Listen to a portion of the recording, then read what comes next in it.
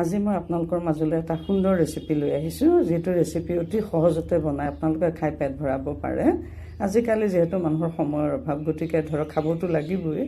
গতিকে মই কি কৰিলোঁ, আটা আৰু ময়দা কেইটামান মিহলাই পেলাই মাৰি ল'লোঁ। অকণমান তাতে তেল বা ৰিফাইন অকণেই দিছোঁ, দি পেলাই ঠাণ্ডা পানীৰে সানি লৈছোঁ। ঠাণ্ডা পানীৰ পৰিৱৰ্তে আপোনালোকে যিকোনো কুহুমীয়া পানীও দিব পাৰে।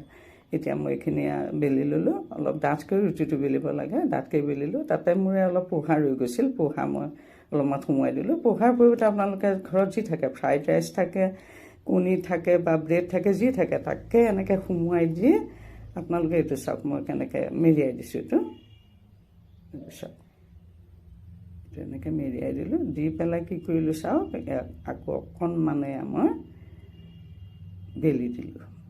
এটা অতি সুন্দৰ ৰেচিপি বেলি দিলোঁ।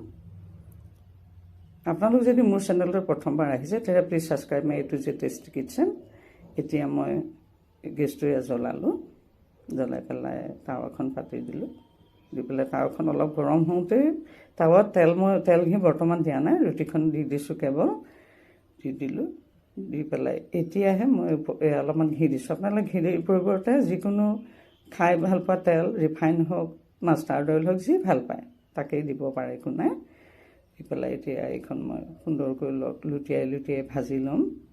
এটা অতি সুন্দৰ ৰেচিপি, অতি সহজে হৈ যায়, পেটো ভৰে। গতিকে ধৰক এই সুন্দৰ ৰেচিপিটো আপোনালোকে সুন্দৰকৈ বনাই খাব, অতি সহজ।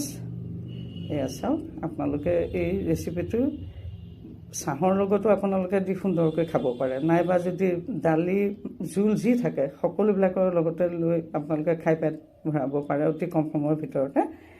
গতিকে এইটো বনাই আপোনালোকে খাব। আৰু এটা সুন্দৰ ৰেচিপি লৈ আপোনালোকৰ মাজলৈ আহি আছোঁ। ধন্যবাদ।